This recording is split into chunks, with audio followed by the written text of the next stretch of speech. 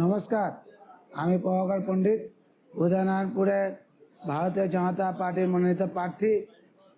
আপনারা জানেন সকলেই যে আমরা এই অল্প সময়ে বাড়িতে বাড়িতে যাচ্ছি, প্রচার করছি এবং সমস্ত পঞ্চায়েতে আমার কোনো না কোনো বুথে আমরা বাড়ি বাড়ি প্রচার করেছি, র্যালি করেছি, স্ট্রিট কর্নার করেছি, জনসভা করেছি। তারপরেও সমস্ত মানুষের কাছে পৌঁছাতে পারিনি, তাই আমি খুব দুঃখিত।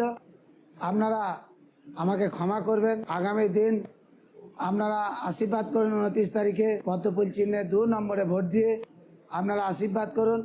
আমি আপনাদেরকে কথা দিচ্ছি, আগামী দিন আপনাদের বুথে, আপনাদের পঞ্চায়েতে সবার সাথে সাক্ষাৎ করতে যাব।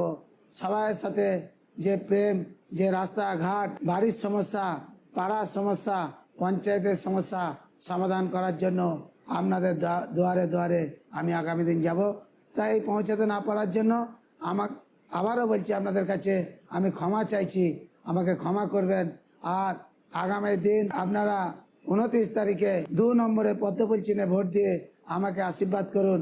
আপনাদের কাছে আমি ক্ষমা প্রার্থী, সবার কাছে না পৌঁছানোর জন্য, সাক্ষাৎ না করার জন্য আমি আপনাদের কাছে ক্ষমা প্রার্থী।